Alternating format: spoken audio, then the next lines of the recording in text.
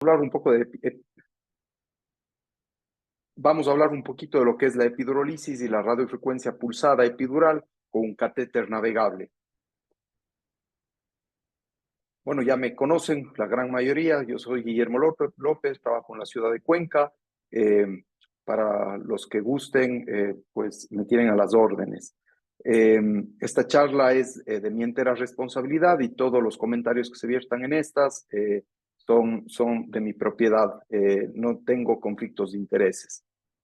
¿Y por qué es importante hablar del dolor lumbar? Pues todos sabemos que el dolor es la principal causa de consulta médica a nivel mundial. Se dice actualmente que el 85% de la población en algún momento de su vida va a presentar algún tipo de dolor lumbar. La mayoría de estos pacientes siempre caen en la atención primaria y en su mayoría no se llega a una causa etiológica definida. La prevalencia del dolor lumbar, sobre todo, se encuentra mayor entre los 40 y los 80 años de edad. Y se cree que va a ser la condición crónica que se va a observar con más prevalencia a lo largo del tiempo. Y probablemente esto se deba a ciertos cambios en nuestro estilo de vida cuando los comparamos con antes, ¿no? Pues somos más sedentarios, el uso de la tecnología, pasamos mucho tiempo ante pantallas, somos una población que cada vez hace menos actividad física y todo esto está conllevando a que el dolor lumbar tenga una prevalencia mayor dentro de nuestros pacientes. ¿Y a dónde lleva el dolor lumbar? Pues a cirugía de columna en muchas ocasiones. Se estima que se realizan 313 millones de cirugías de columna anualmente. De estas, 500,000 se practican en los Estados Unidos. De hecho, el número de fusiones espinales en los Estados Unidos incrementó un 70% entre el 2001 y el 2011. Y se cree que existe una prevalencia del dolor después de la cirugía entre un 15 a un 40% de los pacientes, dependiendo de los estudios que leamos.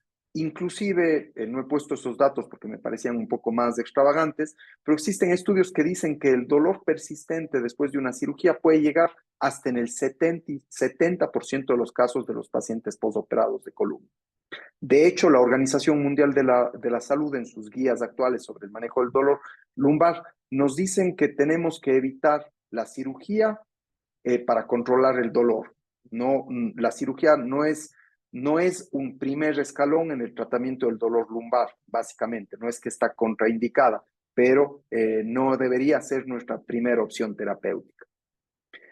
Y empezamos a ver titulares como estos en diferentes periódicos de habla hispana, sobre todo europeos. El dolor es una de las dolencias más frecuentes. La OMS desaconseja el uso de cirugía para tratar directamente el dolor lumbar y pide que no se emita dentro de las coberturas sanitarias. Todos estos son titulares de periódicos del último año. ¿Y qué hacemos con un dolor lumbar? Pues como todo en medicina, parte de una correcta evaluación. Es un dolor agudo, es un dolor crónico, es un dolor que tiene un componente mecánico, es un dolor que tiene un componente neuropático, existe inflamación, existe algún antecedente, mi paciente tiene algún tipo de patología que me lleve a pensar en una banderilla roja, por ejemplo, un cáncer. Entonces, evaluando bien al paciente, vamos a poder dar un tratamiento adecuado. Inicialmente, yo creo que todos los que hacemos dolor empezamos con un tratamiento conservador, es decir, recomendamos a nuestros pacientes bajar de peso, rehabilitación para fortalecimiento muscular, quizás si existe algún componente inflamatorio o un dolor agudo, pues antiinflamatorios no esteroidales durante un tiempo corto. Si esto no mejora, pues la gran mayoría, yo creería, sin equivocarme, vamos a dar el paso ya hacia una terapia intervencionista. Y dentro de la terapia intervencionista se han descrito muchas técnicas, ¿no? Bloqueos epidurales con corticoides, bloqueos de facetas articulares, radiofrecuencia, láser en disco, crioablación y neuroestimulación de cordones posteriores, epidurolisis y bueno, un sinnúmero de técnicas que cada vez van desarrollándose más y más con el fin de evitar en lo posible llegar a ese siguiente paso que sería una cirugía en el caso de que el paciente no mejore. ¿A qué lleva todo esto? ¿O cuál es nuestro enfoque? ¿O qué es lo que queremos nosotros como médicos?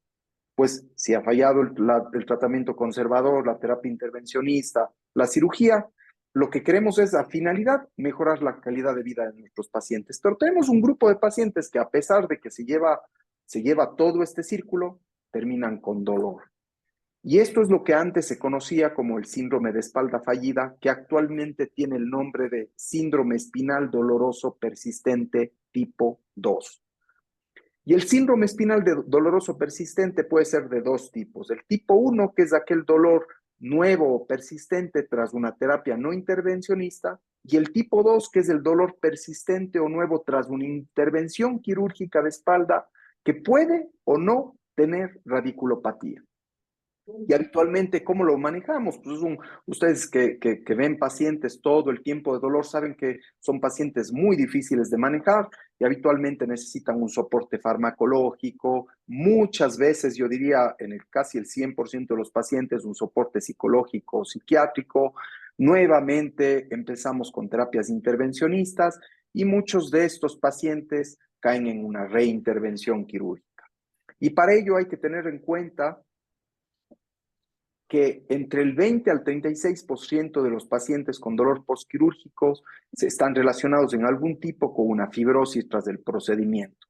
De hecho, existen estudios que nos indican que hasta el 91% de los pacientes que son operados presentan algún tipo de fibrosis postquirúrgica. ¿Y cómo diagnosticamos estos pacientes? Pues el diagnóstico de fibrosis epidural es muy complejo.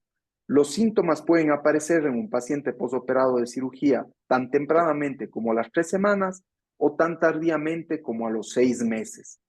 Y siempre se recomienda que cuando tenemos alguna sospecha de esto, empecemos con una analítica básica para discriminar si existe una infección, por ejemplo, y una resonancia con gadolinio para tratar de identificar si es una fibrosis o si es algún otro elemento que nos puede estar provocando este dolor. Se han determinado algunos factores de riesgo que están asociados a esta fibrosis epidural, entre ellos que se realice una pobre hemostasia durante la intervención, que se forme un hematoma en la intervención. Existen algunos estudios que indican que aquellos pacientes que tienen déficit en los factores fibrinolíticos también están propensos a tener fibrosis en el área quirúrgica, la duración del procedimiento y obviamente la reintervención quirúrgica. De hecho, aquí hay algunos estudios que indican que aquellos pacientes que se someten a una reintervención, hasta en el 60-70% de los casos, terminan igual o peor que antes de la primera intervención, por lo cual, pues es algo que muchos estudios no lo recomiendan. Y entonces, ¿qué opciones terapéuticas tenemos? Dentro de las opciones terapéuticas que tenemos, se describe la epidurolisis o la adhesiolisis. Esto es un procedimiento nada nuevo, fue descrito por Gabor Rax en 1989 y inicialmente era un procedimiento que duraba 3 días, es decir, al paciente se le colocaba un catéter y durante 3 días se le administraba soluciones de diferentes tipos para tratar de romper esas adherencias. Actualmente, en la mayoría de hospitales que hacen intervencionismo en dolor, es un procedimiento ambulatorio de un solo día. ¿Qué busca? Pues busca destruir las adherencias perineurales y epidurales.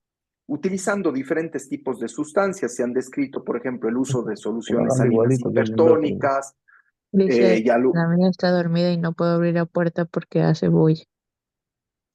eh, Va, dile sí, que lo abra. sí, podríamos silenciar Dile que no los pasa nada. micrófonos. Muchas gracias. Eh, El objetivo final de esto, de utilizar todos estos tipos diferentes de medicamentos, tiene un mismo fin y es el destruir estas adherencias perineurales. Aunque hay algunos estudios que nos dicen también que el hecho de realizar una epidurolisis nos ayuda a hacer un barrido de citoquinas y proinflamatorios dentro del espacio epidural y esto en cierta forma también contribuiría a ese control del dolor. La epidurolisis puede tener además terapias coadyuvantes, como puede ser, por ejemplo, la radiofrecuencia. Ustedes saben que el manejo de los pacientes con síndrome espinal doloroso persistente o más conocido como síndrome de espalda fallida es muy complejo.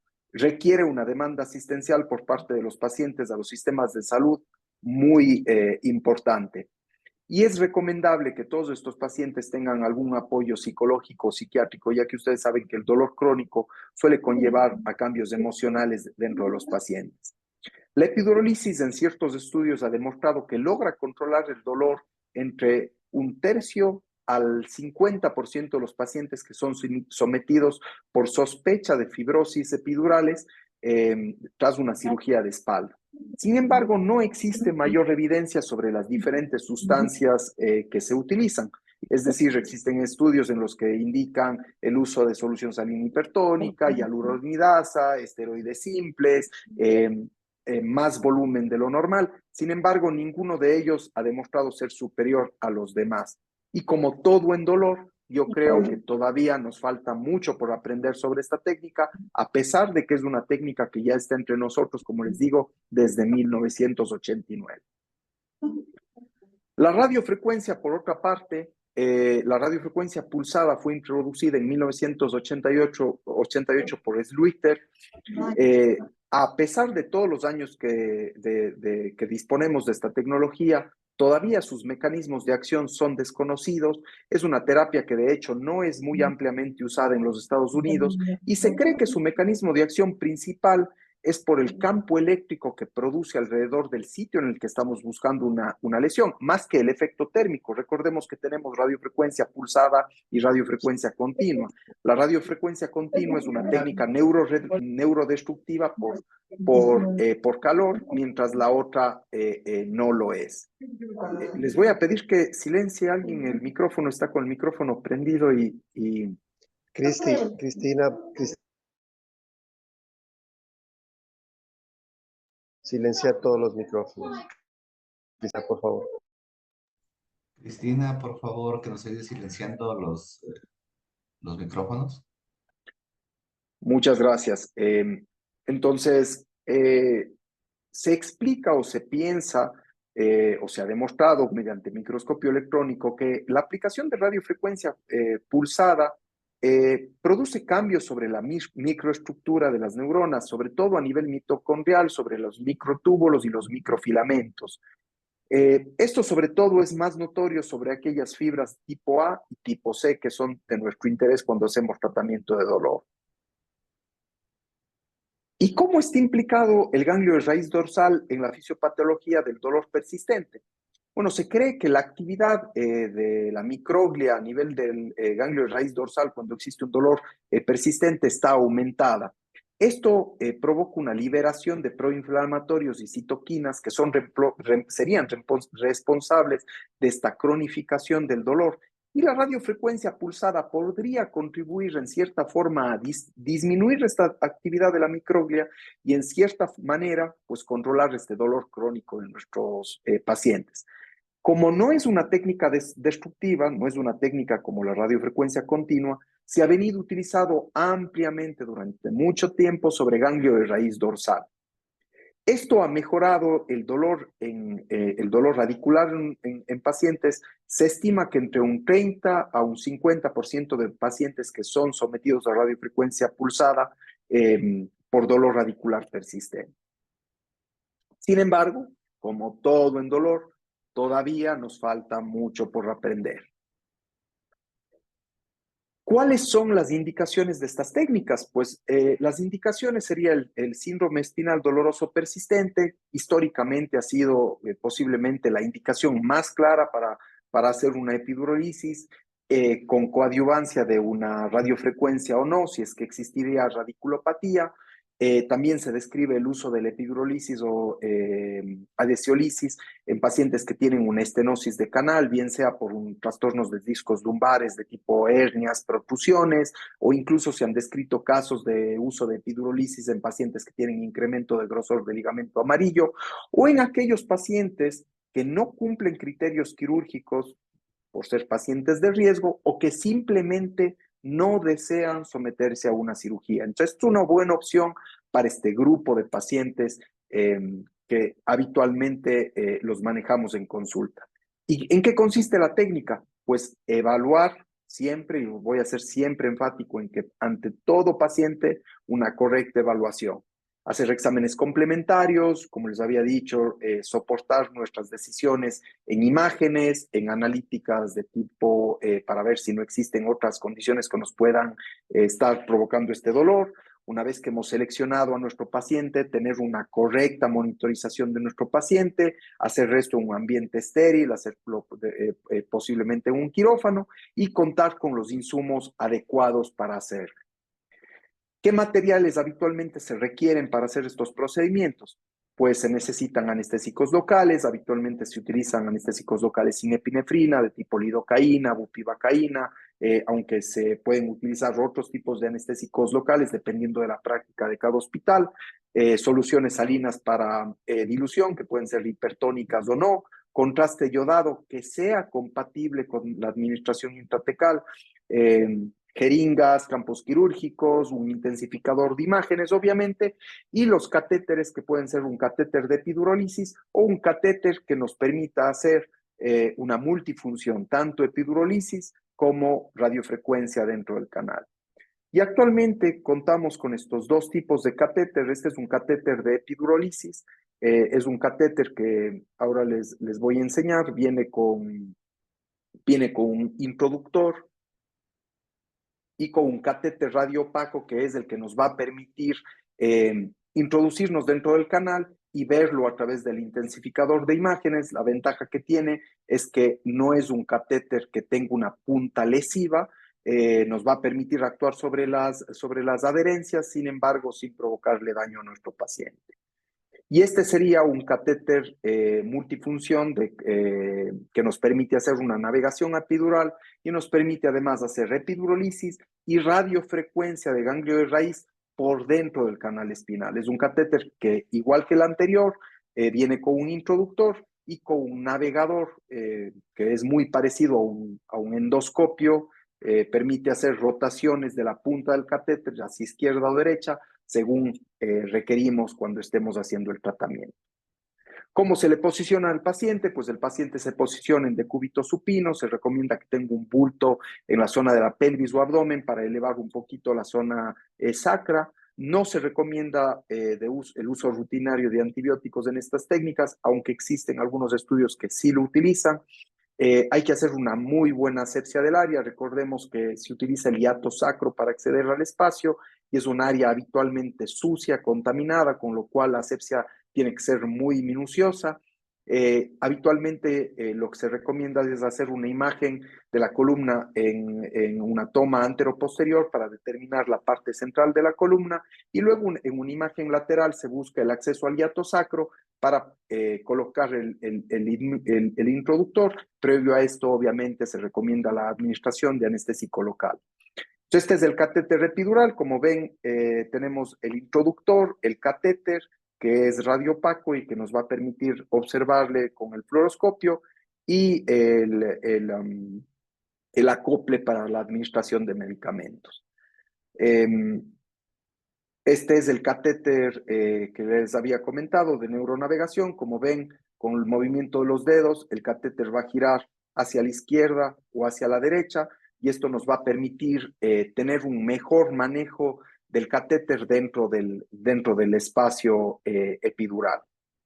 Una vez que ya vemos en una visión lateral el hiato sacro, administramos anestésico local, colocamos el introductor y una vez que el introductor está dentro del mismo, lo que hacemos es colocar justamente contraste para ver una correcta diseminación del mismo, como podemos ver en esta fotografía de aquí. Estos son casos reales hechos aquí en Ecuador, todos son de mi auditoría.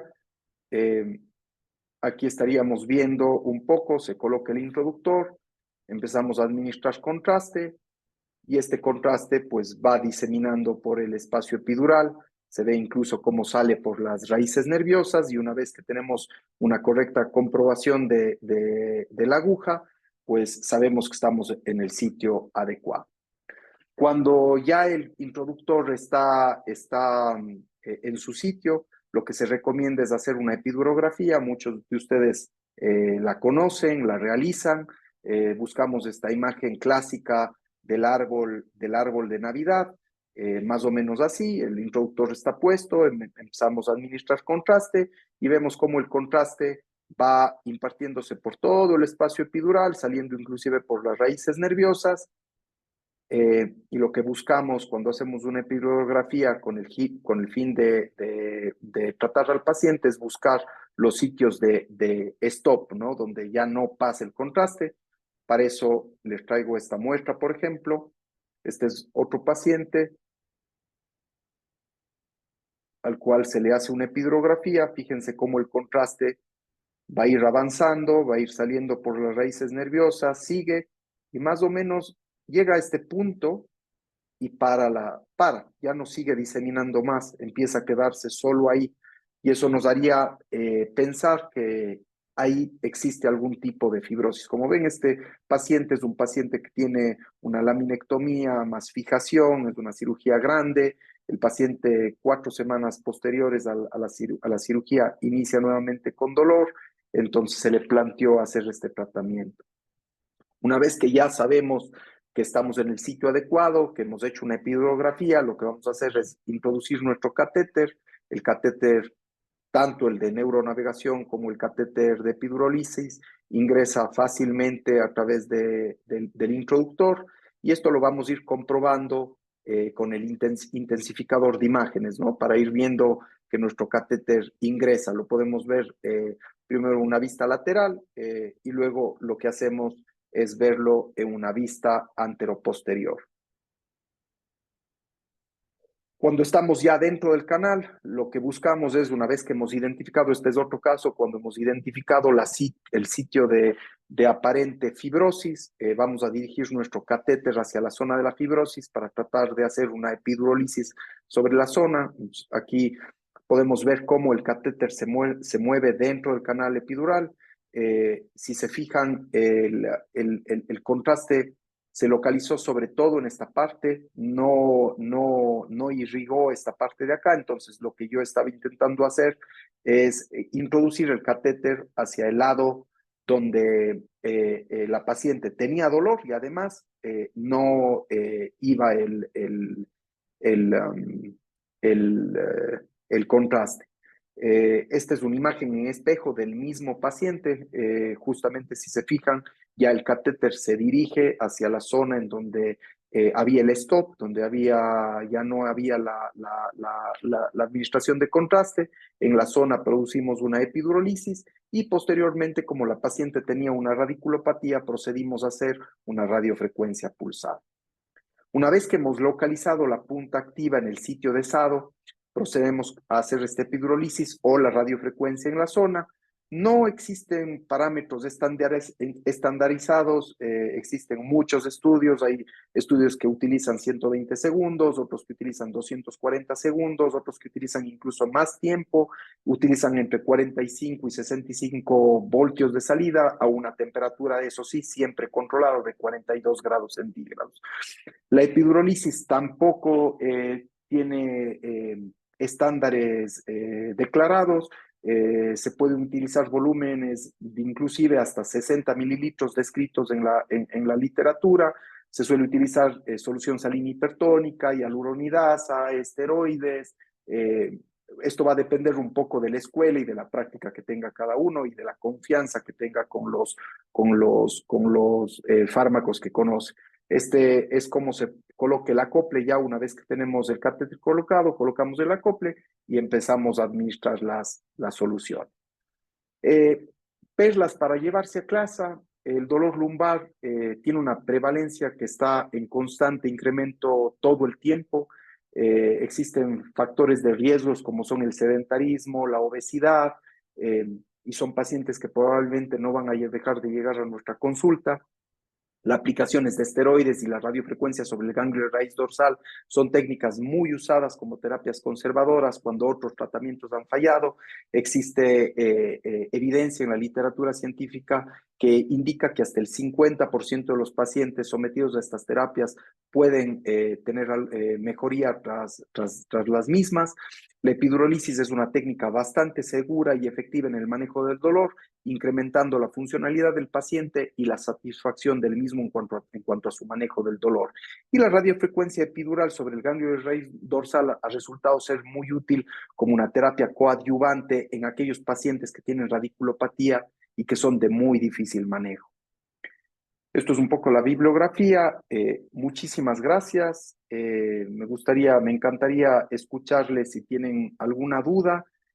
Por mi parte, lo que les puedo adelantar es que estamos con un proyecto de la Sociedad Ecuatoriana de Dolor para hacer cursos en vivo con el manejo de estos dos insumos que han resultado de mucha utilidad en cuanto al manejo de dolor en pacientes complejos.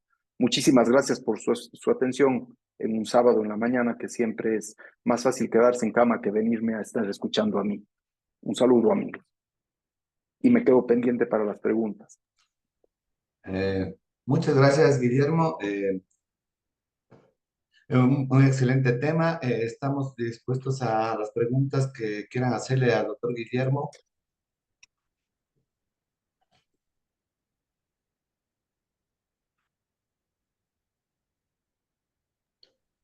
Bueno, mientras se animan a las preguntas, sí quería nada más ratificar este anuncio que había hecho Guillermo acerca de la realización de talleres que se va a hacer con la Sociedad Ecuatoriana para Estudio del Tratamiento del Dolor y que básicamente pues se van a realizar en los próximos meses. Ojalá podamos hacerlo en Quito, Guayaquil y Cuenca.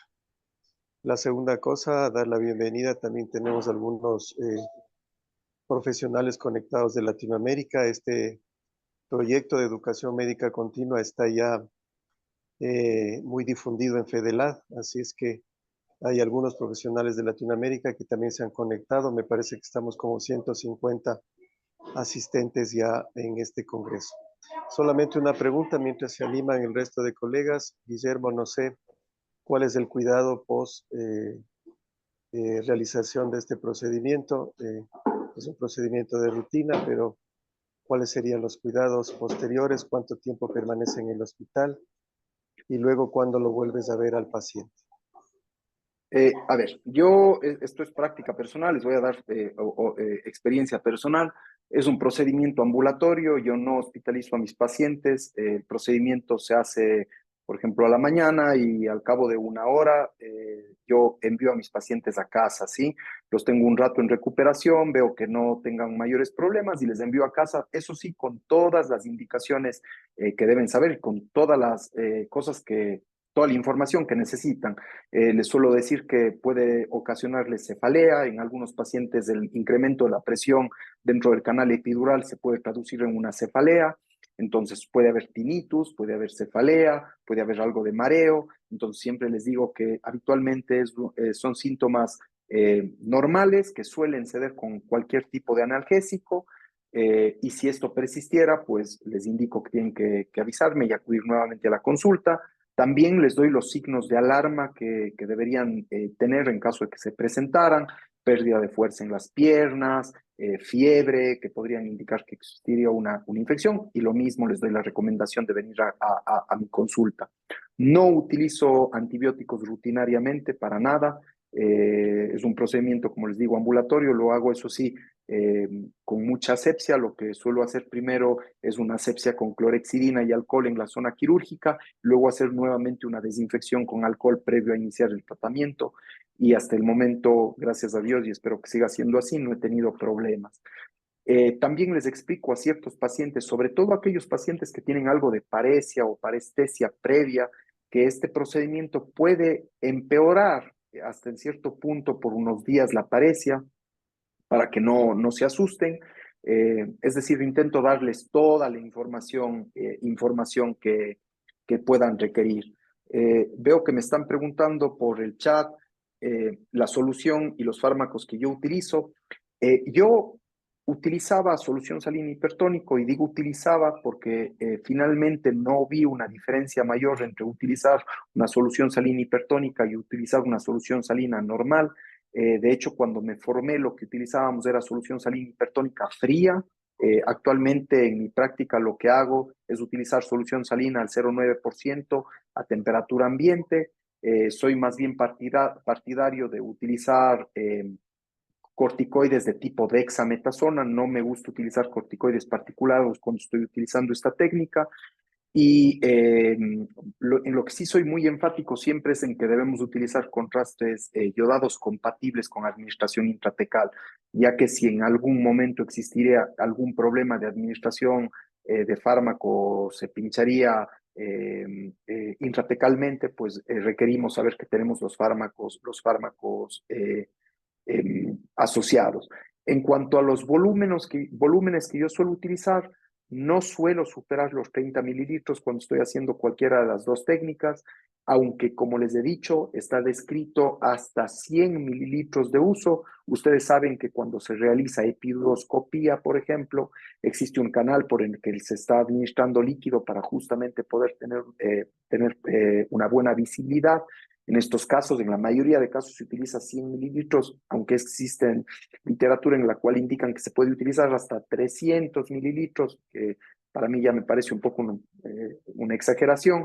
Yo no hago epiduroscopía, lo único que hago es epidurolisis y ahora esta navegación dentro del canal epidural. Cuando realizo radiofrecuencia, lo que hago es utilizar entre 3 a 4 minutos de radiofrecuencia pulsada a 65 voltios con control de temperatura a 42 grados. Hasta el día de hoy, si les sirve de algo la experiencia personal, los pacientes a los que he tratado por esta condición han ido bastante bien. Si bien es cierto que no hay una remisión del dolor del 100%, que yo creo que hasta ahora no existe una técnica que yo haya encontrado que remite el dolor al 100%, ni siquiera la cirugía. Entonces, explicándole esto al paciente para no crear una falsa expectativa, yo creo que nos puede ir bien, muy bien como médicos. Guillermo, Sí, tenemos una pregunta. ¿Puedes ayudar? ¿Podría decirnos la contraindicación del procedimiento? ¿Riesgo o lesión de saco dural? el riesgo de lesión de saco dural existe obviamente, no es algo que pase con frecuencia, gracias a Dios. De hecho, si buscan un poco en la literatura médica, hay casos, son muy pocos los casos reportados en los que hay una lesión de saco dural con extravasación de líquido cefalorraquídeo. Recuerden que estamos accediendo desde el espacio sacro, que es donde menos riesgo hay. Sin embargo, el riesgo existe y si hubiera una punción dural con salida de líquido cefalorraquídeo, la técnica se tiene que parar, no hay que seguir. Entre las contraindicaciones, pues como todo, una coagulopatía, la negación del paciente, infección en el sitio de punción o que el paciente se encuentre en malas condiciones de salud, no séptico. Básicamente son las mismas contraindicaciones que tendríamos para cualquier procedimiento de dolor. Veo que también me están preguntando si existiera recurrencia de dolor, ¿es posible repetir el procedimiento? Sí se puede repetir el procedimiento. Los dos procedimientos, tanto la epidurolisis como la radiofrecuencia, son procedimientos que ustedes saben que se pueden repetir con el tiempo. Habitualmente cuando a un paciente le va bien una técnica, habitualmente, digo, esto no es una ley, pero habitualmente cuando le sienta bien una técnica suele mejorar si se la repito. ¿Qué dosis de dexametasona utilizo? Suelo utilizar entre 12 y 16 miligramos, dependiendo un poco el dolor del paciente y los niveles que necesito tratar. No suelo utilizar más de 16 miligramos de dexametasona. Prefiero la dexametasona sobre los particulados por este riesgo descrito por la FDA de la extravasación de corticoides particulados hacia vasos sanguíneos, que incluso están descritos casos de embolia y muerte, que ustedes saben que los americanos en este sentido son bastante más drásticos. Entonces yo prefiero el uso de corticoides no particulados. Sin embargo, lo que sí les puedo decir es que cuando yo hice la especialidad, lo que utilizábamos era corticoides particulados. Yo inicialmente me formé con corticoides particulados, lo que utilizábamos era triamcinolona o betametasona particulada. Actualmente, esto es más un tema personal mío, yo prefiero utilizar la dexametasona. Guillermo, Sí, Guillermo, Sí, ¿Alguna escucho. pregunta? No, ya creo que he respondido casi la mayoría de preguntas. Me están preguntando cuántos niveles podemos tratar con Ah, la última, sí. radiofrecuencia. Eh, los que sean necesarios, yo he llegado a tratar hasta 3 niveles de forma bilateral, L3, L4, L5, tanto del lado izquierdo como del lado derecho. Obtiene los mismos resultados en analgesia convexa. En realidad, sí, yo no he visto mayores diferencias. Esto es opinión nuevamente personal mía. No soy un experto, mucho menos. Les puedo contar lo que hago y la experiencia que obtengo de esto y no he visto mayores diferencias entre la dexametasona y los corticoides particulados. Pero a mí me da mayor seguridad y por eso es que lo hago. Guillermo, Hola, Man- Manuel, ¿qué tal? Manuel, Gusto verlo. bueno, primero quisiera felicitarte y agradecerte por esa didáctica conferencia que nos acabas de dar. Pues creo que nos acabas de abrir las puertas a unas técnicas estupendamente maravillosas. Aplaudo la decisión de la sociedad de hacer cursos para que nosotros aprendamos de esto, con el convencimiento de que en el país ya contamos con estos aditamentos para este tipo de intervencionismo. Así que muchísimas gracias. No, encantado. Yo creo que como todos en la sociedad, pues nuestro fin es el fin de la sociedad, ¿no? Mejorar la calidad de vida de nuestros pacientes. Así que el conocimiento no es personal, el conocimiento está para impartirlo y para compartirlo. Así que con todo gusto, ya los que me conocen saben que estoy abierto a todo. Guillermito, te agradecemos por tu excelente exposición. Por el tiempo, vamos a dar paso a la siguiente expositor, que es el doctor Carlos Villalobos. Muchísimas Gracias, Guillermo. gracias a todos. Muchísimas gracias a todos.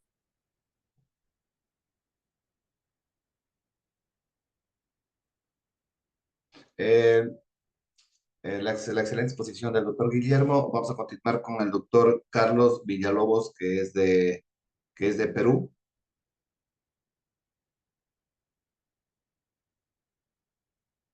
El doctor Carlos Villalobos hizo su especialidad, es médico cirujano en Maracaibo, Venezuela. El posgrado lo hizo en la Universidad Central de Venezuela como anestesiólogo y en el Hospital Militar Carlos Arbelo de Caracas, Venezuela. Es especialista en tratamiento del dolor y cuidados paliativos en el Instituto Nacional de Enfermedades Neoplásicas en Lima, Perú. Medicina del dolor en el Consejo Regional de Callao, Universidad Federico Villarreal. Médico anestesiólogo, especialista en tratamiento del dolor y cuidados paliativos. Tiene entrenamiento en intervencionismo de la Sociedad Brasilera de Médicos Intervencionistas. Participante en curso de entrenamiento de radiofrecuencia en Sao Paulo, participante en el entrenamiento de radiofrecuencia igualmente en Sao Paulo, talleres teóricos prácticos de ecografía y modelos de cadáveres de anestesia regional, taller de procedimientos invasivos en fluoroscopía en columna lumbar. El doctor Carlos Villalobos tiene una amplia experiencia en lo que es manejo intervencionista del dolor. Le damos paso al doctor Carlos Villalobos para que nos ayude con su exposición.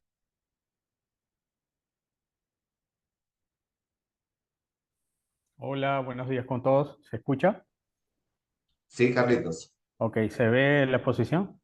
Sí, Ok, a ver.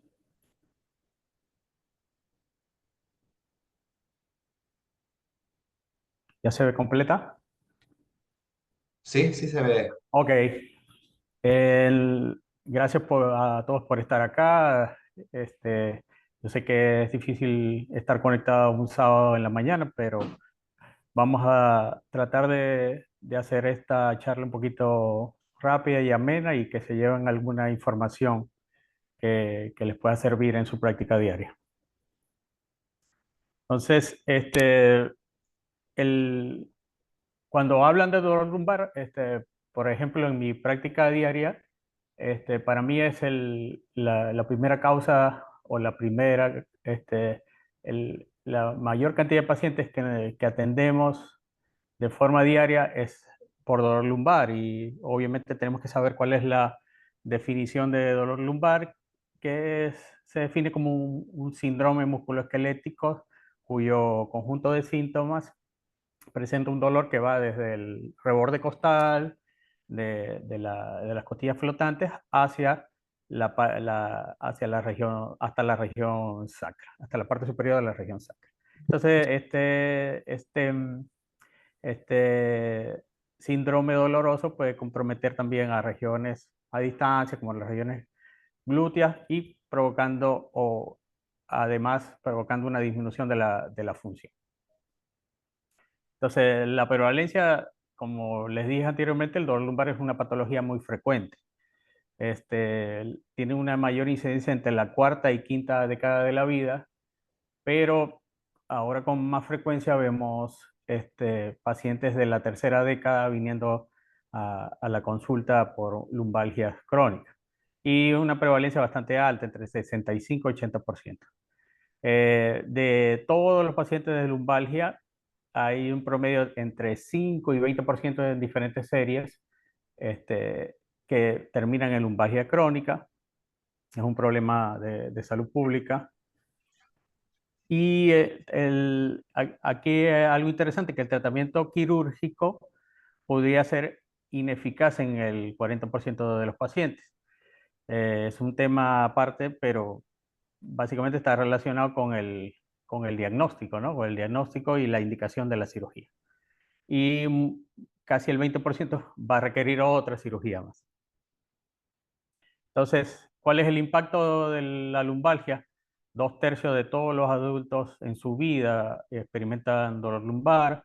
Aproximadamente el 2% de los adultos faltan al trabajo cada año por esta condición.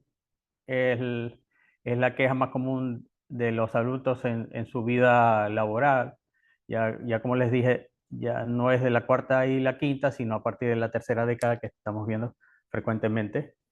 Es común tanto en trabajadores que realizan actividades de levantamiento, torsiones, como aquellos que se sientan, ¿no?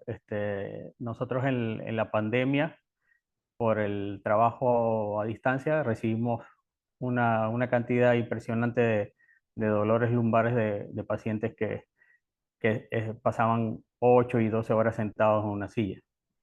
Es una enfermedad que, que habitualmente puede ser o es leve en jóvenes y que se resuelve aproximadamente en 2 semanas, pero puede ser más grave y prolongada a medida que el paciente tiene más edad.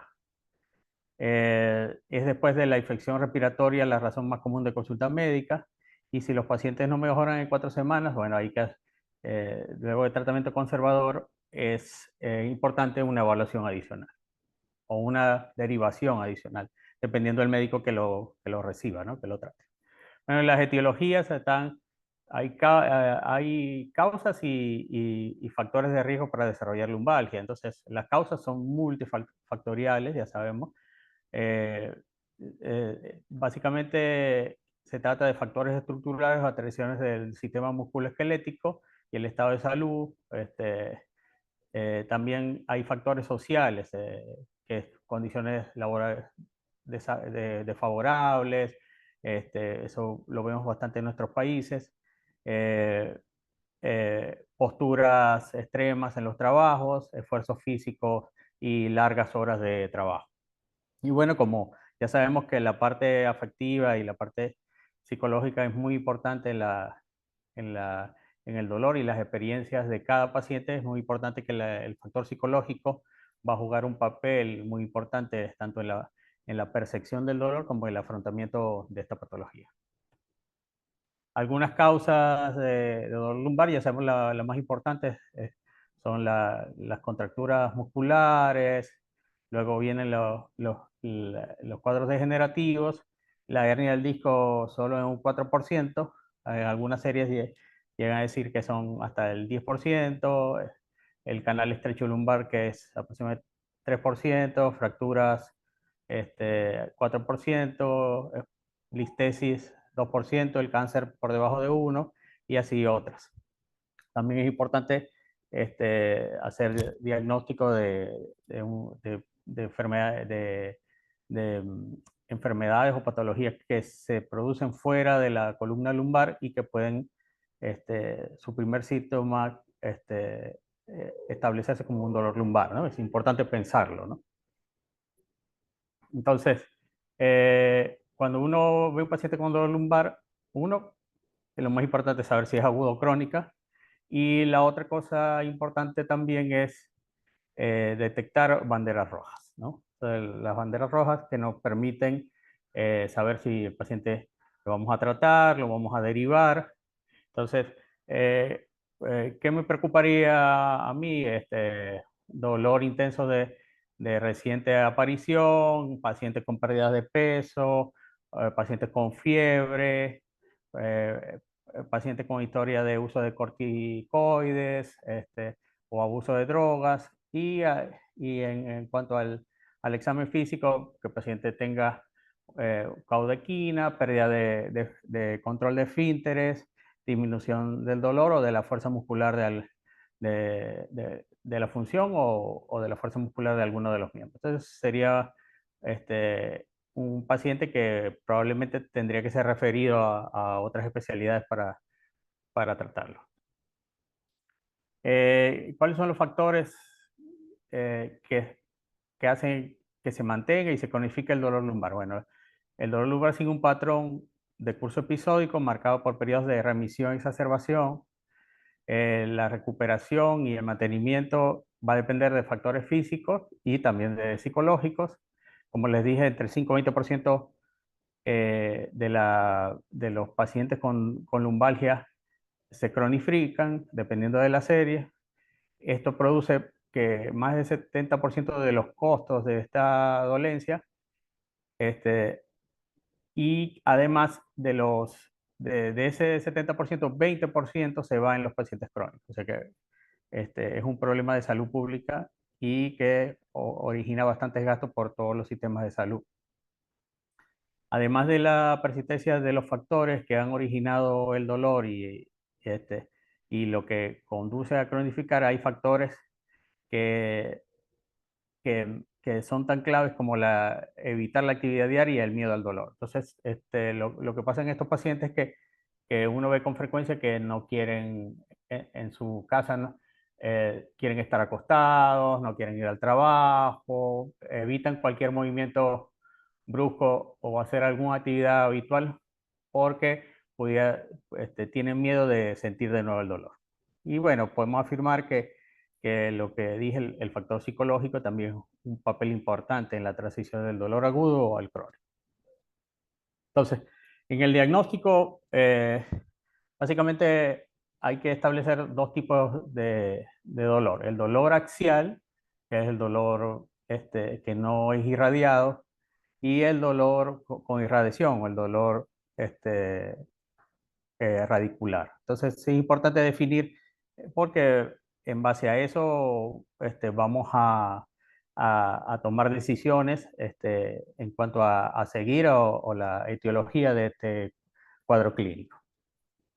Entonces, en el examen físico es importante la inspección, o sea, la inspección de la columna. Hay que descubrir al paciente y ver cómo está su columna, viendo si hay deformidades o lesiones, eso es muy importante. La palpación se realiza para evaluar la sensibilidad de los tejidos y para descartar, por ejemplo, en casos de banderas rojas, metástasis vertebrales o fracturas por compresión. Pero realmente la palpación es una ayuda muy útil a la hora del examen físico. Las maniobras y el examen neurológico, la maniobra del AC es una maniobra bastante famosa. Ahí está el AC clásico y el AC posterior para identificar la presencia de compresiones radiculares. Entonces, de nuevo, en el examen físico, una inspección, una palpación, test provocativos, que hay varios para diferentes patologías, tanto dolores de facetas, dolores dicogénicos y el examen neurológico. Entonces, maniobras para desencadenar dolor, bueno, existe el AC Bragar, el signo del trípode, el estiramiento femoral, que nos van a ayudar a tener una idea de dónde se está produciendo el problema en el paciente. Y bueno, acordarse que esta patología, la sacroileitis, puede producir una pseudociática, falsa ciática, entonces la maniobra de Patrick o Faber es importante para descartar esta patología. Entonces, rasgos de movimiento, hay que pedir al paciente que flexione, que extienda, que haga lateralizaciones y rotaciones para ver cómo está su movilidad. Entonces, en resumen, las maniobras son movilidad, flexión, extensión, lateralización y rotación, la exploración motora, el E4, por ejemplo, el E4 inerva al cuádriceps y en caso de daño no hay un buen reflejo patelar. El E5 lleva la dorsiflexión del pie y del primer dedo. En caso de daño no se puede doblar el pie hacia arriba.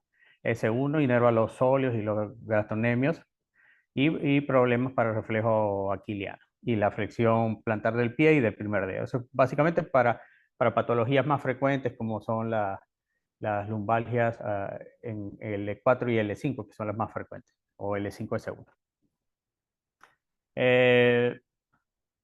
Ya pasamos por las maniobras de exploración física y entonces necesitamos establecer si estos pacientes tienen factores de riesgo. O sea, como si es un paciente, por ejemplo, acá en Perú, las minas son muy frecuentes y los trabajadores de minas son pacientes jóvenes, pero que tienen con mucha frecuencia trabajos de alta demanda física, como trabajos de vibración, manejo de máquinas y torsiones, cargar gran peso.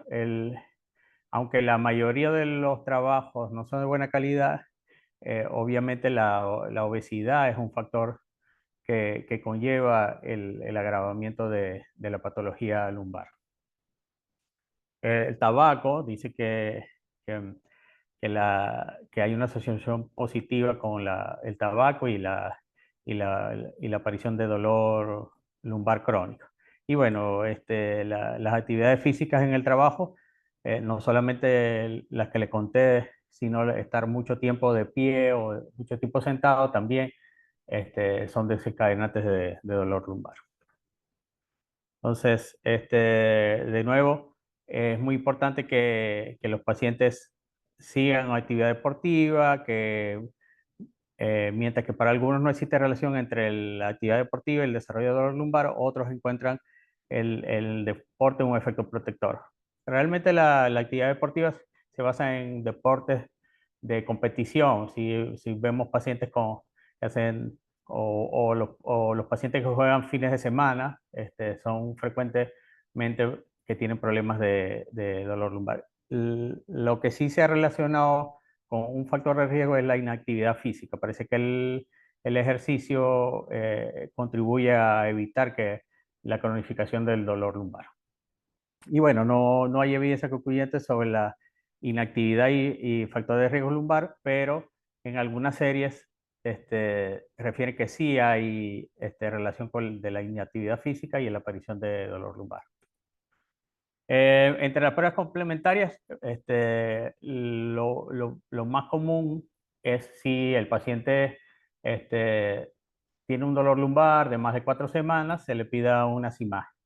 Depende del medio, pues, se puede conversar con una radiografía simple, que puede ser una radiografía simple lumbar o dinámica, es decir, en la flexoextensión, o dependiendo del medio y del examen físico que hemos hecho, podemos utilizar, pedir otras imágenes. Lo más frecuente que ya sabemos es la resonancia magnética, aunque en algunos pacientes se le pide tomografías para descartar problemas óseos como fracturas vertebrales. Hay otros estudios como la electromiografía y la gammagrafía que según el caso podrían estar indicados, ¿no? Pero básicamente la radiografía simple, sobre todo en un paciente de más de 4 semanas de dolor lumbar que no hay mejoría, o la resonancia. Por ejemplo, en el medio que yo me desenvuelvo, casi todos los pacientes tienen resonancia magnética, ¿no? Que es un arma de doble filo porque muchos pacientes ya vienen con un diagnóstico de imágenes y entonces hay que hacerle ver o explicarle que si el examen físico y sus síntomas a veces no se corresponde con los hallazgos de la resonancia magnética. Algunas imágenes que nos permiten diagnosticar algunas patologías, sobre todo degenerativas. Entonces, de nuevo, tenemos que establecer qué utilidad tienen las pruebas diagnósticas. Entonces, por ejemplo, los rayos X de columna lumbar es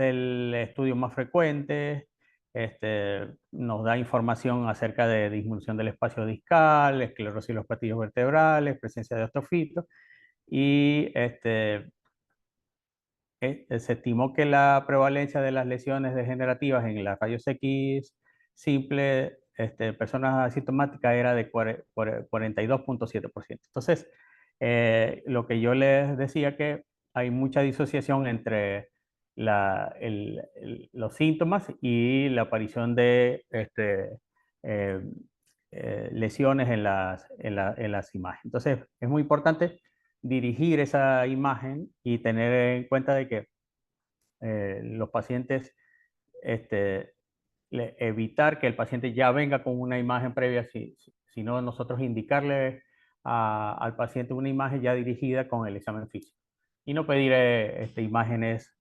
innecesarias, ¿no?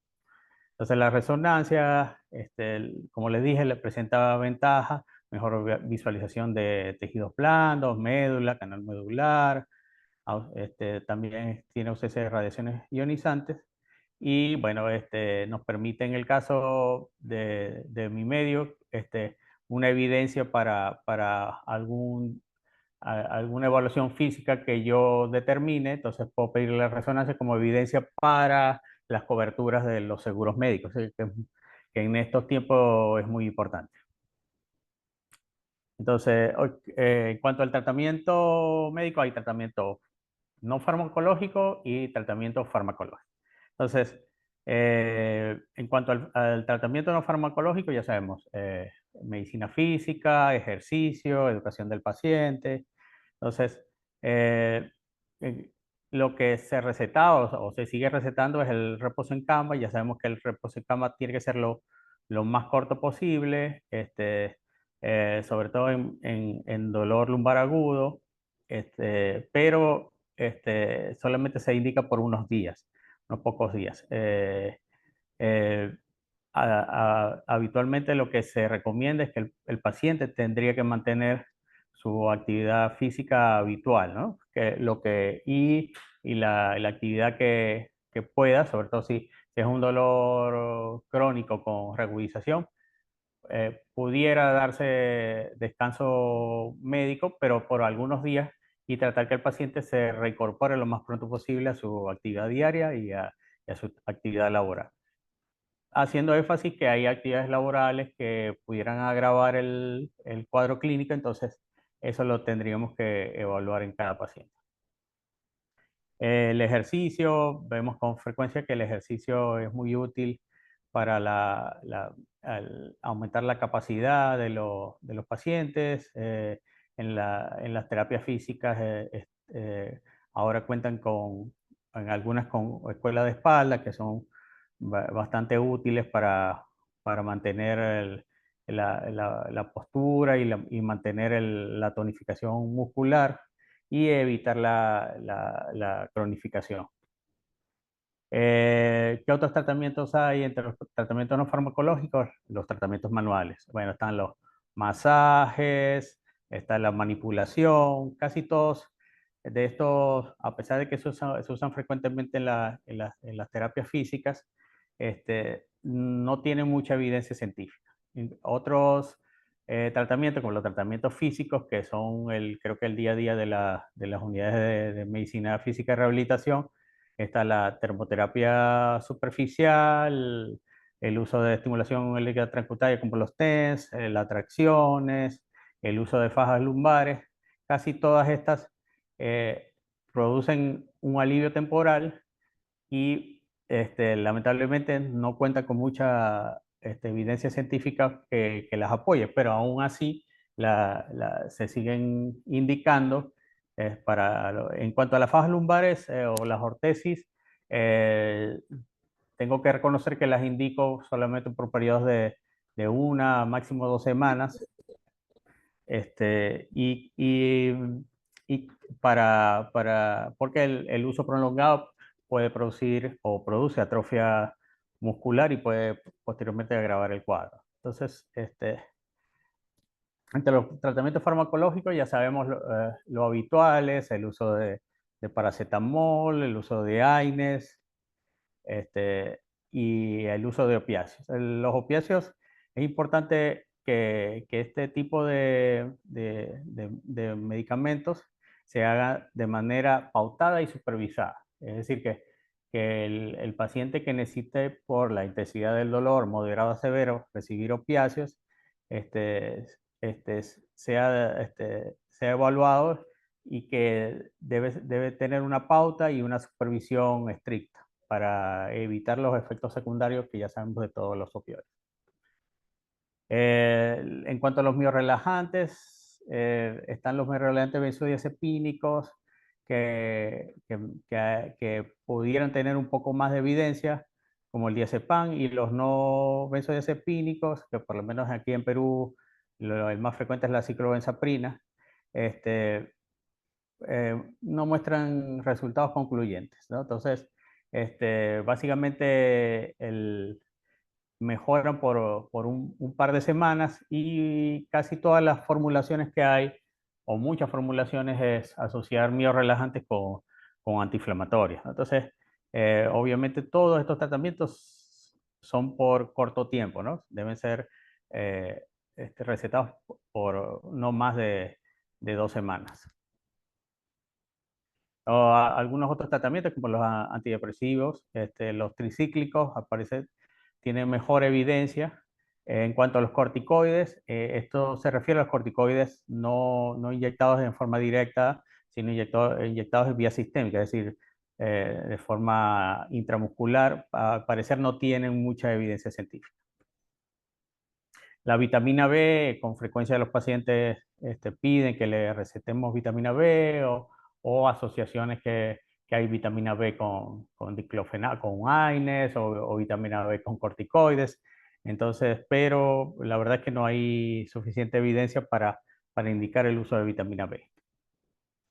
Entonces, en cuanto a los procedimientos percutáneos que son importantes o están indicados para el dolor lumbar, más que definir a cada uno, porque no es cuestión de esta charla, importante es hacer un bloqueo diagnóstico. O sea, los bloqueos pueden ser diagnóstico, pronóstico o terapéutico.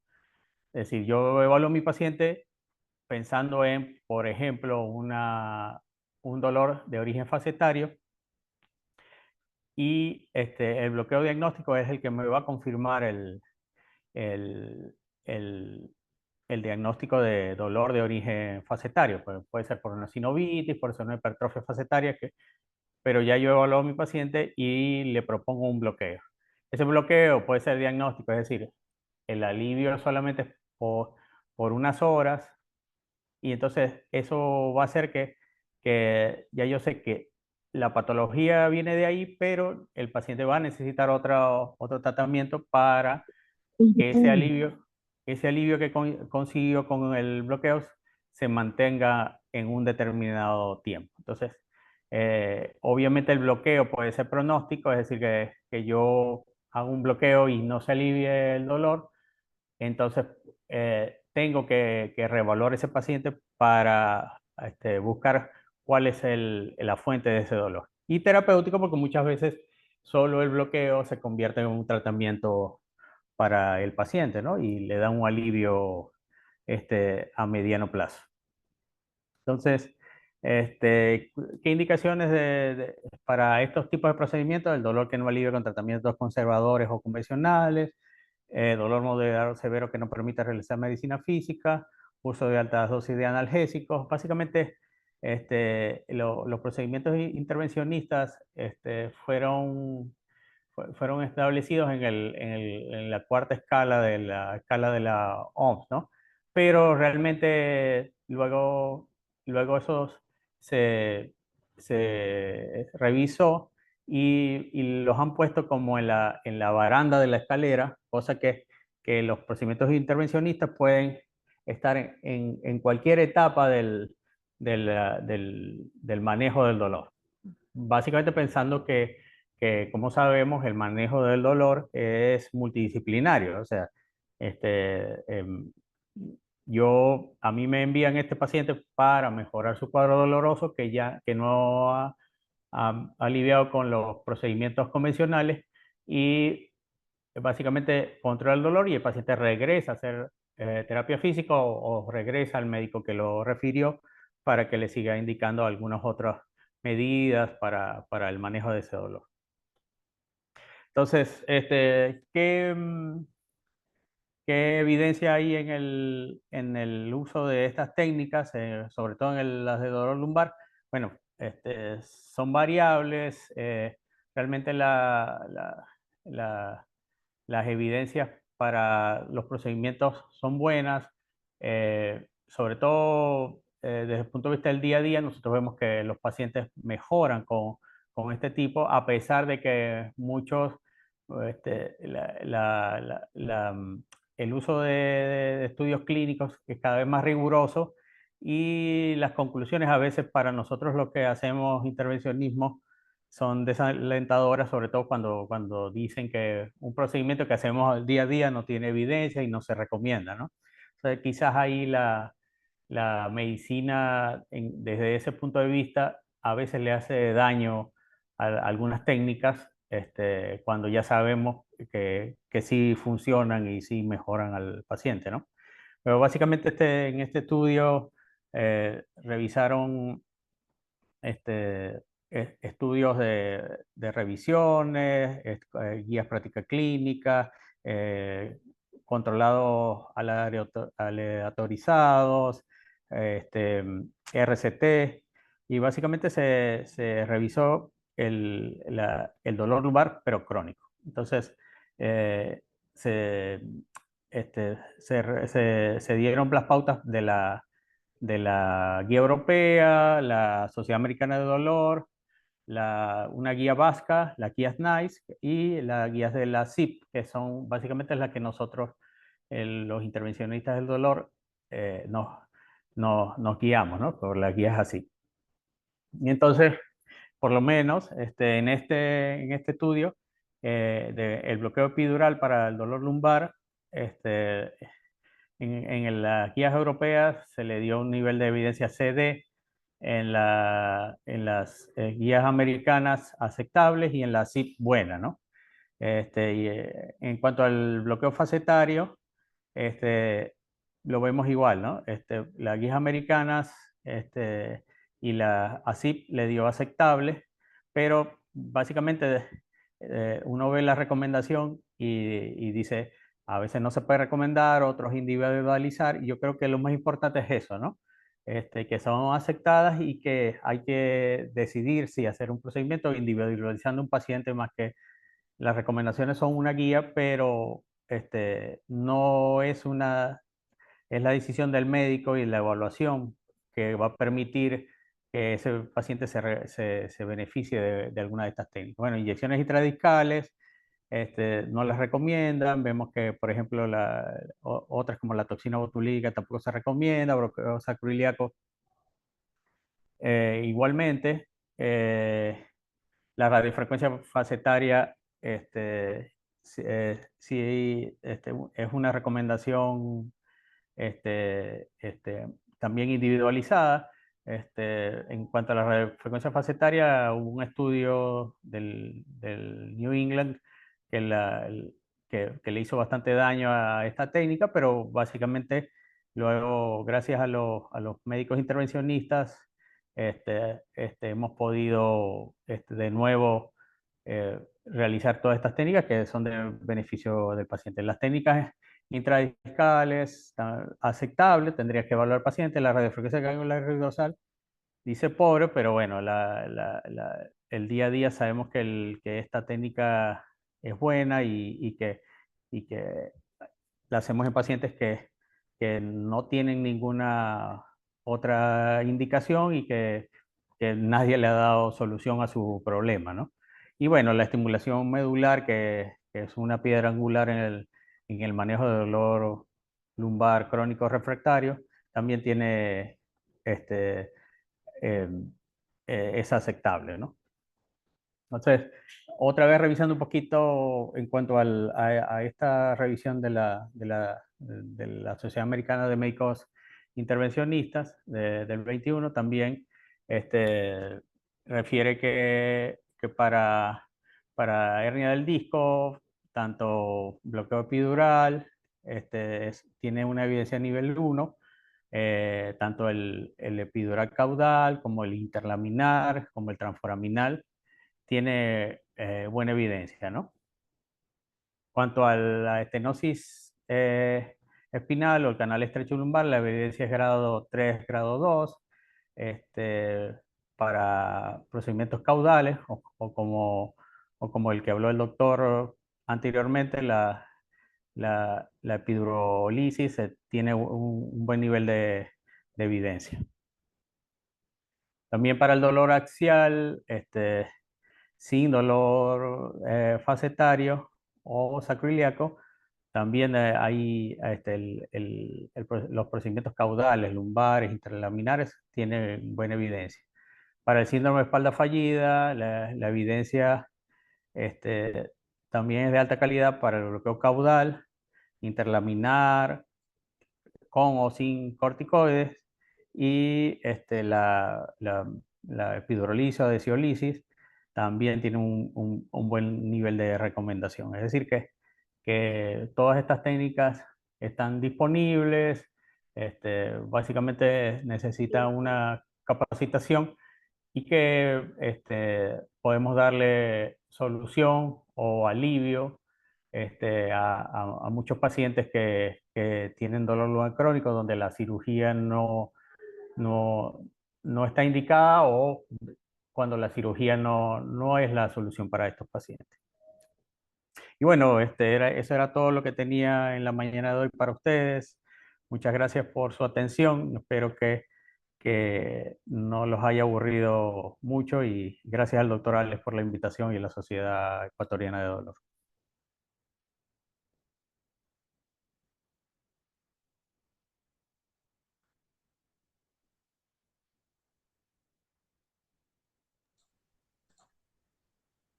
Muchas gracias, Carlitos, por la exposición. Vamos a ver si es que hay alguna pregunta. Una consulta, Alex. Sí. Bueno, es un poquito fuera del tema de esta parte de evidencia. Carlito es de Perú, ¿verdad?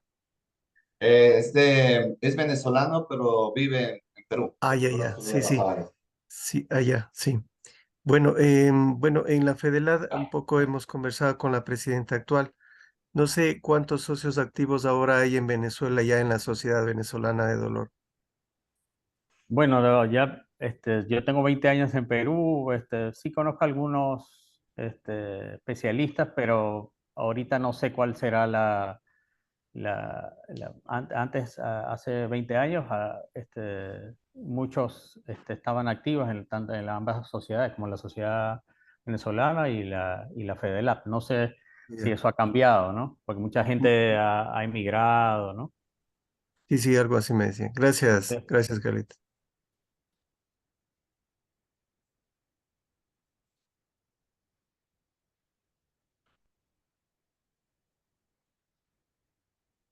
¿Me hablan Alexis, de la dosis de Hola, medicamentos o era una pregunta que decía dosis de medicamentos o no, Alex? estaba revisando. ¿Dónde está? Excelente charla desde Galápagos, también están viendo.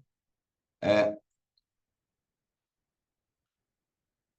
me dice, me gustaría preguntar en los bloqueos diagnósticos qué medicamento usa. Ah, ok. Bueno, habitualmente en bloqueo diagnóstico se debe usar lidocaína, lidocaína sin epinefrina al 1%, Pero nosotros solemos usar bupivacaína al 0,25. Sí lo combinamos con corticoides.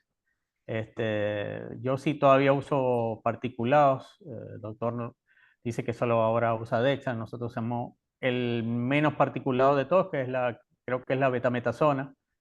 Y esa es la combinación.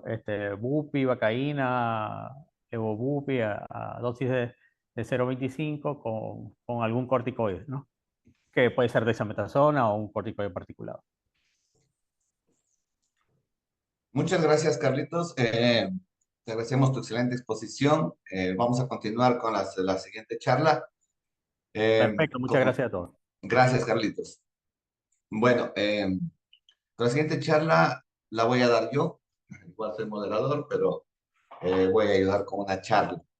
La mayoría también ya me conoce. Soy el doctor Alex Javier Espinosa Mora. Soy médico, doctor en medicina y cirugía, especialista en anestesiología, máster en tratamiento del dolor. Actualmente trabajo en Solca, de Loja y consultorio privado. Uno de los temas que vamos a dar en la parte lumbar es radiofrecuencia pulsada del ganglio dorsal de las raíces lumbares para tratamiento del dolor crónico. Tenemos que ya Guillermo todavía nos habló acerca de la radiofrecuencia. Tenemos que el ganglio de la raíz dorsal contiene los cuerpos celulares de las neuronas aferentes de los nervios espinales y es el principal centro de impulsos ectópicos en el dolor radicular.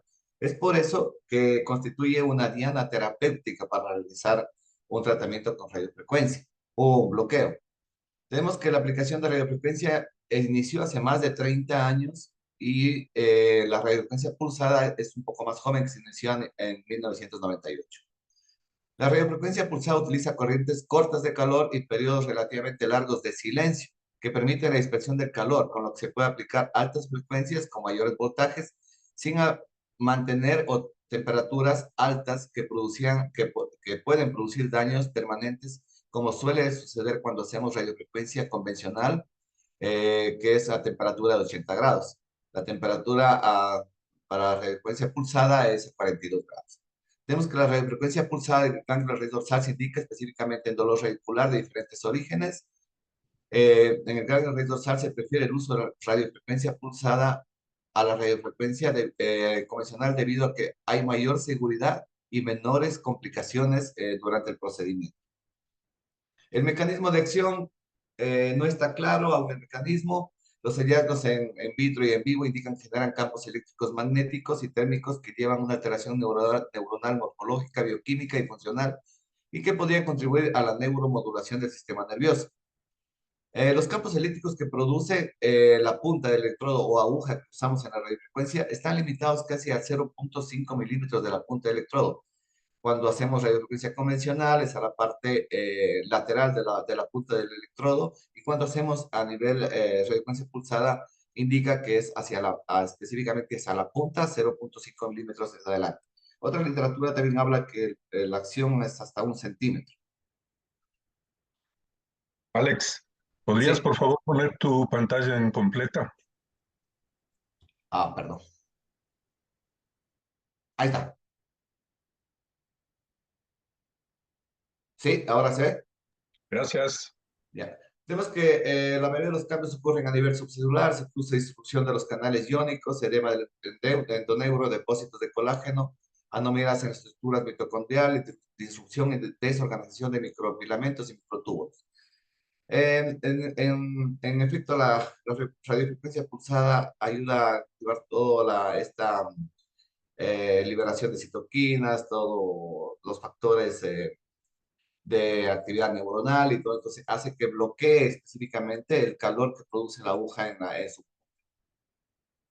Algo importante aquí también es de que si existe un grado de ablación, es bien pequeño por la temperatura que tiene de 42 grados, entonces no va a producir ningún daño como pudiera producir lo que es la radiofrecuencia térmica o convencional que le llamamos.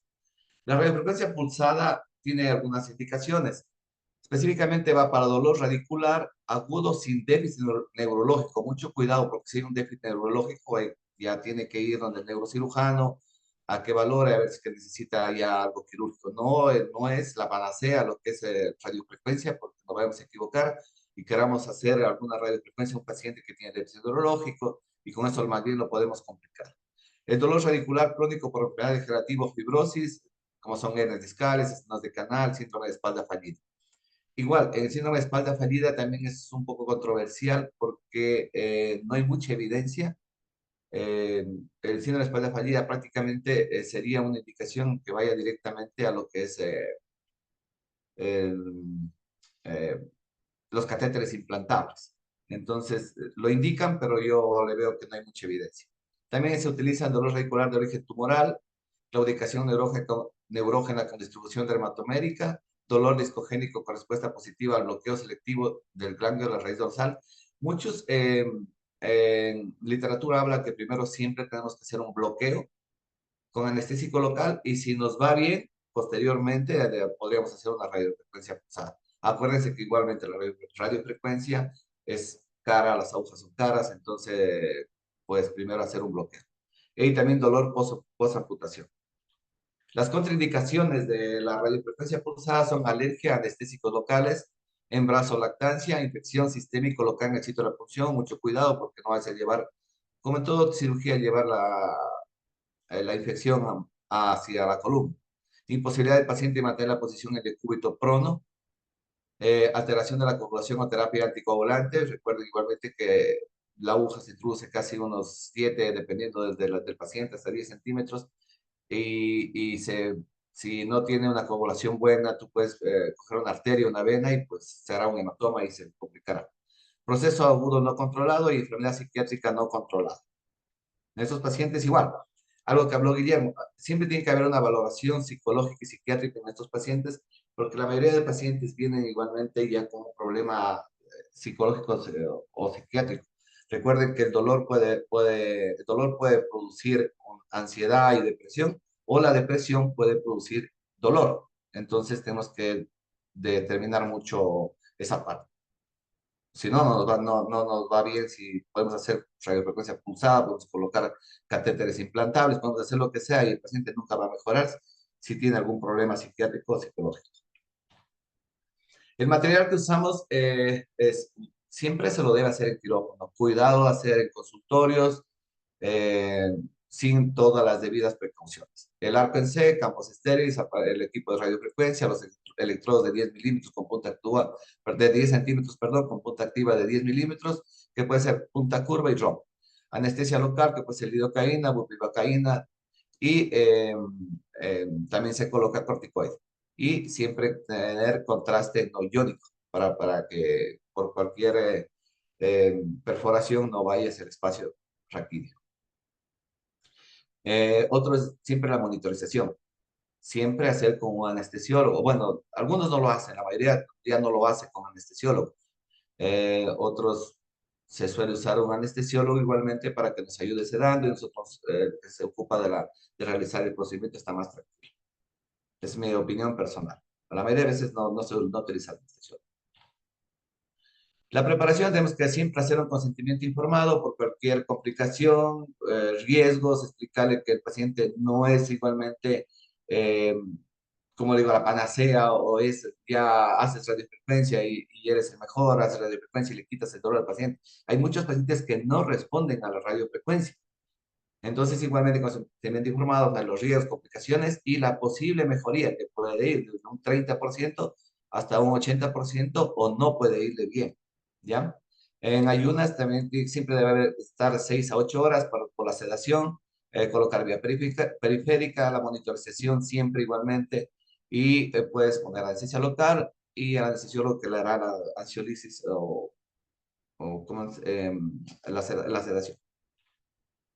La técnica es un poco sencilla. Iniciamos con la fluoroscopía, localizamos el área en que vamos a proceder, vamos a identificar el nivel en L4, L5, L3, dependiendo de dónde esté la hernia, el posible daño. Hay que cuadrar la vértebra objetivo, de modo que la aguja quede paralela a los pedículos, permitiendo que la aguja aterrice en el borde y no en el centro del foramen. ¿Sí? Cuidado, porque por ahí igualmente pasan muchos arterias y venas. El arco es lo que se coloca a 15 a 30 grados hasta que la apoespinosa se proyecta sobre la columna facetaria contralateral. Esta es la típica vista de perro escocés. El abordaje supraneural, infrapedicular, el triángulo seguro. El objetivo es caudar al pedículo y anterior superior al ganglio de raíz dorsal. Hay que siempre tener, como les manifestaba, precaución. La arteria medular anterior se encuentra en este triángulo en el 92% de los casos. Este triángulo seguro es una terminología tradicional, pero no necesariamente significa seguridad. Es lo que les digo, siempre igualmente. Pruebas de coagulación, estar bien seguros dónde vas a entrar con la aguja, porque puede complicarse el procedimiento, algo aparentemente tan sencillo puede complicarse. Y luego siempre en visión lateral comprobamos la profundidad de las agujas, que no vaya más allá del macizo, perdón, no más, en visión lateral que tiene que estar eh, en la parte posterior del agujero. Algo importante siempre, cuando atraviesas el espacio epidural hay una pérdida de resistencia, se siente un pop. Entonces, ahí es lo que entramos y realizamos la radio. Aquí tenemos imágenes. Esta es la localización, una vista antero-posterior, como ustedes ven. ¿Sí? Estamos cuadrando la vértebra para que los platillos se alineen. Aquí ya están más o menos alineados. El problema es que la mayoría de pacientes, estos son unas imágenes comunes, pero cuando nos llegan los pacientes vienen con artrosis, vienen con escoliosis grave, entonces es bien complicado a veces alinear los platillos, pero lo que tenemos que hacer es tratar de alinear el platillo para poder entrar. Aquí está una visión oblicua, ya se ve el perro escocés, se le ven las orejitas, la carita, los ojos y eso. Aquí está a nivel subpedicular, es donde vamos a entrar. Aquí está indicando igualmente donde vamos a entrar a nivel subpedicular. ¿Sí? Está indicando.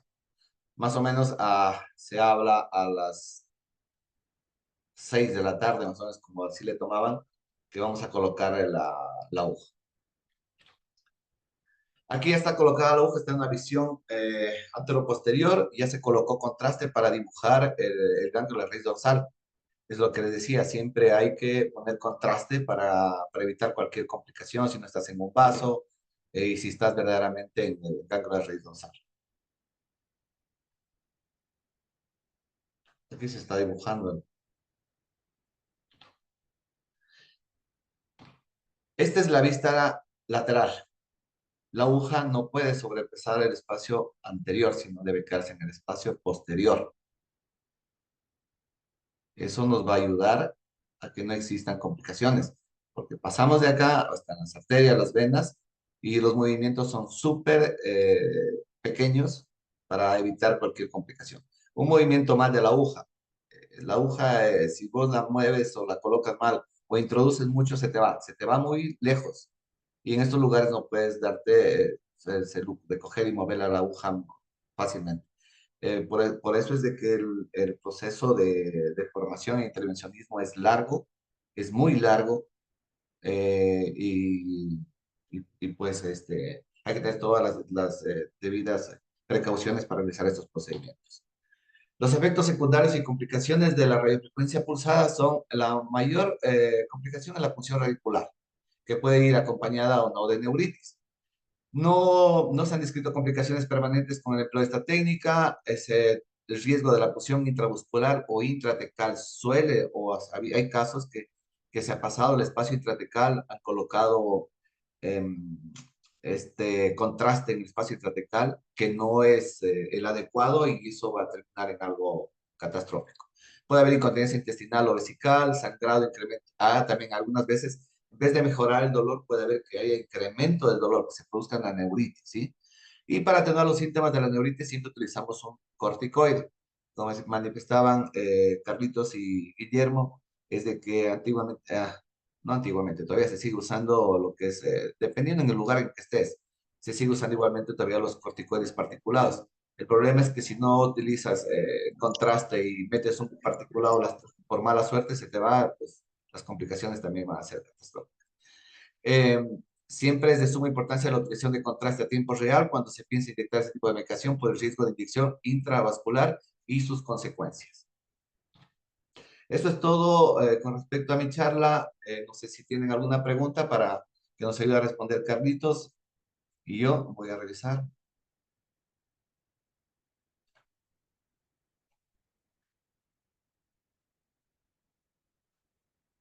A ver, Sí, aquí acá hay. estoy, Ale. Hola, Acá estoy todavía. ya. Bueno, no sé si es a mí. Me dice cuánto de contraste en ML y cuándo se usa OptiRay. Eh, Depende, se puede usar un ml o 0,5 ml, un ml hasta que te pinte, pero tampoco puedes poner mucho pasado de dos ml eh, hasta 5 ml porque produce mayor cantidad de, o sea, como dolor produce más, porque estamos con una hernia en ese lugar, pues, y no es adecuado. Con un ml bastaría para que pinte el ganglio de raíz dorsal.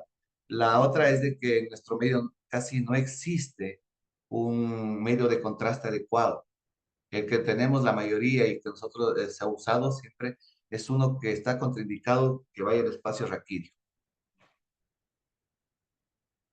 El tiempo de estimulación de radiofrecuencia pulsada, tipo de estimulación. O sea, el tiempo de lesión depende. La mayoría de literatura habla de 3 minutos, de 1,30 segundos a 3 minutos. Otros hacen mayor tiempo de 5 minutos hasta 10 minutos. Depende de la escuela que tenga, pero normalmente se hace hasta 3 minutos, 42 grados, 45 voltios y por lapso de 3 minutos. Hay otros que utilizan 42 grados, 65 voltios, 3 a 5, 6, 8 minutos.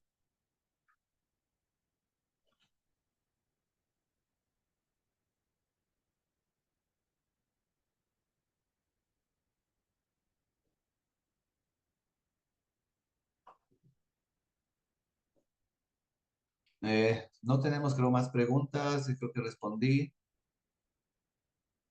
Tiempo de estimulación, ya. Las contraindicaciones,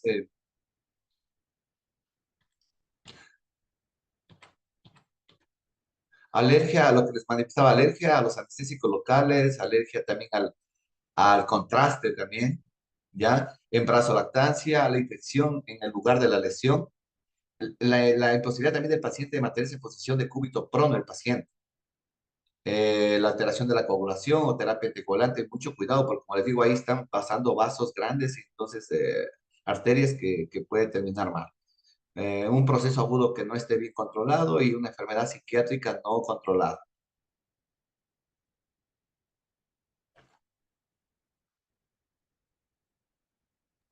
Alex, ¿Sí? es muy importante el tema del contraste, ¿no? Por ejemplo, el contraste debe ser no iónico, ¿no? No iónico. Porque si es un contraste iónico, y como lo dijo el doctor Guillermo, es si el contraste pasa al espacio intratecal, podemos tener algunas consecuencias que pueden ser de mediana a severa gravedad, ¿no? Entonces, por ejemplo, en mi caso, si yo voy a ser un paciente y no hay contraste no iónico, yo suspendo al paciente. O sea, por eso es que yo siempre tengo el contraste no iónico, porque si no existe, no hay, me avisan con tiempo, porque puede haber una complicación. La mayoría de las veces no sucede, pero es muy importante. Y en cuanto a las complicaciones, lo que solemos ver con la radiofrecuencia pulsada del ganglio es adormecimiento de tipo sensitivo, que a veces está de una, a veces hasta 3, 4 semanas, ¿no? Del dermatoma que tratamos, ¿no? Del ganglio de la raíz que tratamos, ¿no? Sí, sí, está bien, Carlitos. Eso lo que pasa es que nosotros en Ecuador estamos muy limitados. No hay ese contraste. Entonces que se nos complica la situación. Tampoco creo que había en Perú. No es muy común. En Estados Unidos, España sí tienen este contraste que es específico. Bueno, no veo más preguntas. Quisiera agradecer a todos por su... Una pregunta. Sí. Sigan, A ver, sigan. dice, ¿qué protocolo deben seguir si dictamos contraste? Ahí la única forma de parar el procedimiento y esperar que no haya una reacción, ¿cómo se llama?, grave del paciente. Por eso lo que digo es mejor es hacer con anestesiólogo para que nos ayude a controlar cualquier complicación que exista. Doctor Alex, buenos días. ¿Sí? Buenos días. Bueno, primero felicitarle por su charla. Excelente, todo muy claro y conciso. Y sobre todo estar enfocado, como usted dice, a los médicos que realizamos intervencionismo y estar bien preparados sobre todo para las complicaciones. Yo quería preguntarle de pronto o al grupo si hay la experiencia del uso de plasma en el bloqueo de ganglio de la raíz dorsal. No sé, vos también, Carlitos, si tienes experiencia. Esto está en moda, de colocar plasma, no solamente en el ganglio dorsal, peridural, está poniendo en todo tipo de lesión de hombro, rodilla, en todo lado. No sé, verán, yo veo que muchos profesionales se forman por ahí, o sea, aprenden algo de una forma tan básica que se compran pues, centrífuga y dicen, ya sé, ponen a centrifugar, de ellos mismos cargan lo que es este plasma y lo colocar dentro en ese espacio, a nivel de la raíz dorsal, sin las debidas precauciones, asepsia y todas las cosas. Para mí es muy riesgoso. Cuando yo estuve en Estados Unidos, pues ellos tienen flujo laminar, tienen un montón de cosas y todo es aséptico, o sea, tienen unas normas de seguridad altísimas. Entonces, mucho cuidado para el criterio ponerlo así como lo están haciendo actualmente. Antes, gracias a Dios, no pasa nada, no se ve procesos infecciosos. No sé si, Carlitos, tienes alguna referencia sobre lo del plasma. Sí, bueno, nosotros estamos usando en pacientes que tienen lesiones sensitivas con neuropatías que no responden o que responden por corto tiempo a bloqueos. A veces cuando se hace radiofrecuencia pulsada del ganglio de la raíz, el alivio es muy corto, entonces decidimos combinar la técnica con el plasma. Vale decir que sí es muy importante la asepsia. Por ejemplo, en mi caso yo solamente uso plasma en las facetas y en el ganglio de la raíz o en el espacio transforaminal.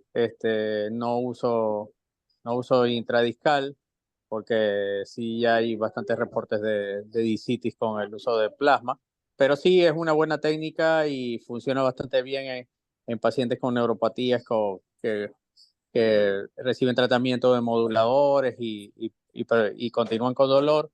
Combinar ambas técnicas es bastante bueno. Sí, pero como te decía también, siempre manteniendo la asepsia y pues evitando cualquier complicación que se pueda producir por no tener toda la seguridad necesaria en esto de lo que es el plasma. Yo lo veo que o sea, hasta se ve que en internet, Facebook, en todos lados están enseñándote a colocar plasma y yo veo que no es así. La seguridad nunca nos pasa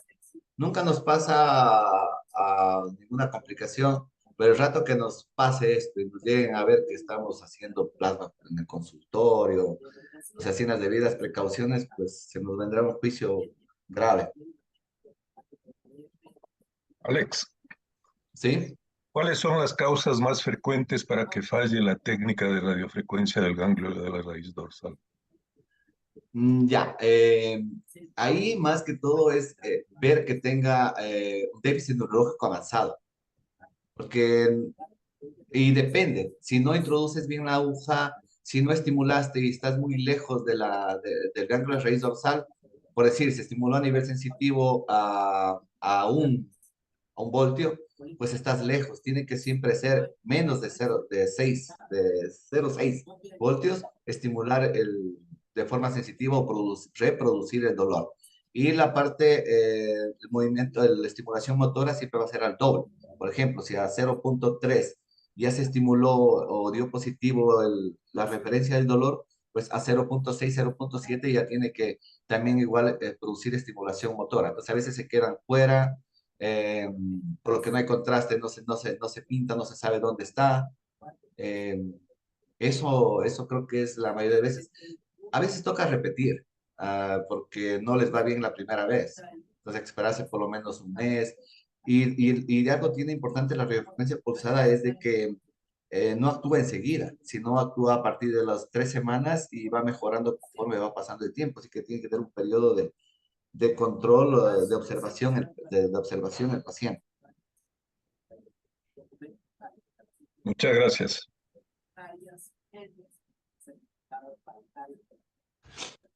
No hay más preguntas. Quisiera agradecer a todos los invitados. Cierto, doctor Semperti, usted creo que nos va a ir a hacer una invitación. Le damos paso para que nos ayude. Bueno, muchas gracias, Alex. Felicitando por este magnífico simposio que nos ha llenado de conocimiento. Quiero hacer la invitación cordial para el próximo 30 de marzo, que va a ser el 4º simposio de la Sociedad Ecuatoriana del Dolor, que me he encargado que coordine este simposio sobre temas que no son nada ortodoxos respecto al manejo del dolor. Por ejemplo, uso de agujas. Me ha dejado boquiabierta porque esto está mucho más inclusive que una intervención de la superintendencia. Encendido unos micrófonos, no sé si nos ayuda Cristi apagando.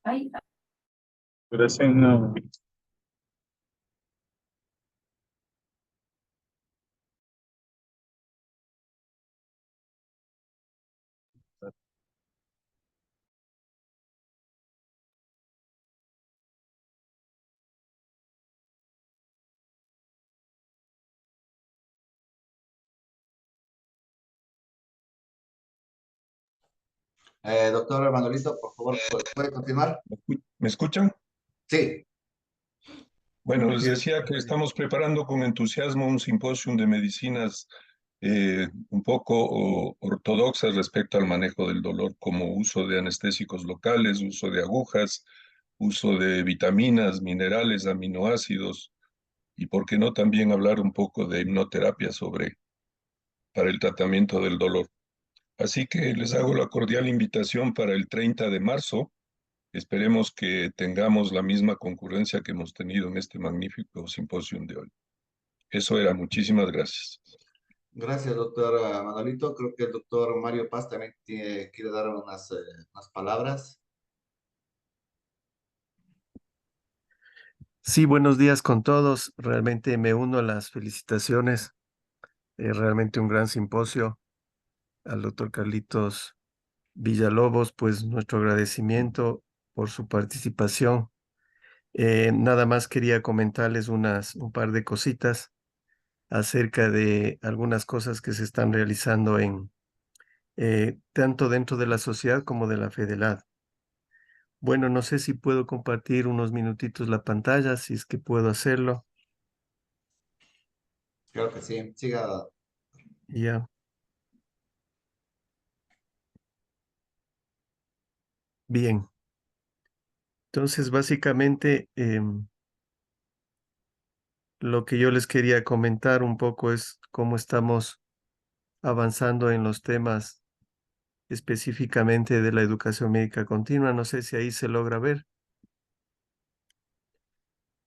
Sí. Sí. Bien, Sí, se entonces, comunicarles un poco a la gente que se ha conectado, pues que hay un organismo latinoamericano que agrupa a varias sociedades del dolor y que justamente está empeñada en actualizar los datos de médicos que estén interesados en dolor para poderlos incluir tanto dentro de sus programas educativos como en los beneficios que tiene la FEDELAD. Así es que eso se está actualizando en toda Latinoamérica. Igualmente, la FEDELAD va a hacer una asamblea general con sus diferentes sociedades y básicamente a tratar algunos puntos de la marcha de la FEDELAD y los próximos congresos que tiene para el 2024 y 2025. Nosotros estamos trabajando duro en los estatutos de la sociedad. Les invito a los socios activos de la sociedad ecuatoriana a enviar sus inquietudes y qué es lo que quisieran que se reforme dentro de los estatutos de la sociedad. Esto ya les invitamos en meses anteriores, pero esto está ya por finiquitarse, así es que si tienen todavía inquietudes, pues este es el momento, porque los estatutos se los va a reformar y luego se les pondrá en consideración de ustedes para poderlos subir al ministerio. Finalmente, pues también tenemos algunos convenios que hemos hecho para la Sociedad del Dolor. Pronto les llegará a los socios unas buenas nuevas acerca de estos convenios. Hay noticias muy interesantes. Se ha participado en la ley de carrera sanitaria en el Ecuador. Así es que ahí vamos a tener las sociedades también mucha participación con los diferentes gremios de sociedades que tienen que ver con las especialidades a las que agrupan. Y también les invito por este medio a que nos hagan llegar al correo de la sociedad sus inquietudes acerca de la ley de eutanasia para ver cómo podríamos nosotros canalizar estas inquietudes en una reunión que vamos a tener próximamente con el Ministerio de Salud. Finalmente, pues invitarles al 15º Congreso Latinoamericano en Dolor que va a haber en el abril del 2025. Justamente este evento nos sirve para estar preparados acerca del tema y claro, todos los inscritos en este curso pues van a tener preferencia para poder tener acceso a este 15º Congreso Latinoamericano en Dolor. Entonces, nuevamente les agradezco mucho primero a los ponentes, a Carlos, a Alex, a Guillermo por su dedicación, por su tiempo, por sus excelentes charlas, a ustedes por conectarse, por sus inquietudes. Vamos avanzando mucho. Tuvimos alrededor de 166 o 170 conectados y les invitamos a aquellos que no son miembros de la sociedad ecuatoriana a que puedan ingresar y tener acceso a los beneficios por los cuales estamos trabajando. Eso nada más. Nuevamente muchas gracias, pues, y con esto me despido y le dejo con el cierre a Alex. Muchas gracias. Muchas gracias, doctor Mario.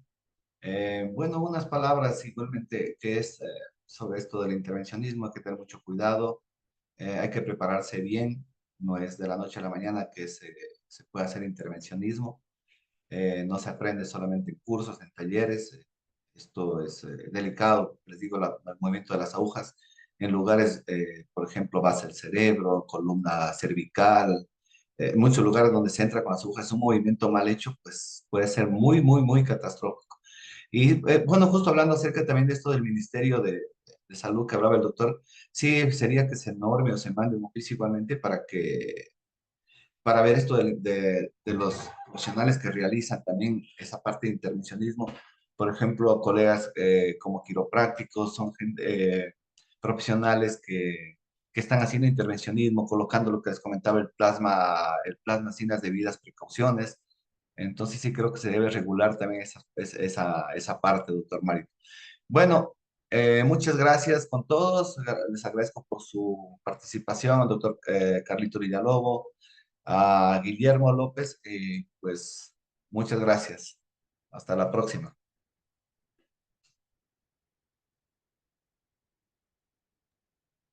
Adiós, gracias.